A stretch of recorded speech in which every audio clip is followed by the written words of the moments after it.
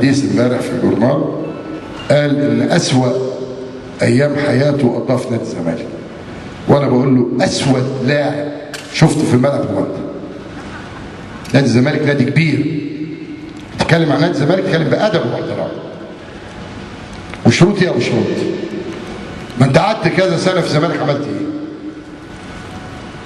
الكاس ما اشتركتش فيه، البطوله الوحيده اللي خدناها انت ما اشتركتش فيها. فعيب انك تتكلم عن نادي بحجم نادي الزمالك بالطريقه دي. شروط ايه؟ انا عقد جديد واخد 3 مليون ومستحقاتي واعملوا لي تمثال في مدخل النادي. ده نادي الزمالك يا ابني.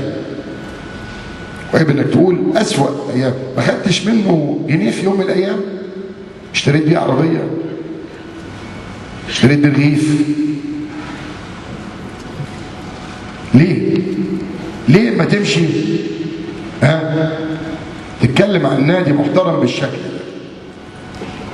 فانا بقول له لو انت اخر لاعب في النادي في العالم مش هتشتغل بواب على بوابه نادي الزمالك اللي انت بتقول عليه ايام سوداء، مش هتشتغل بواب فيه، انسى.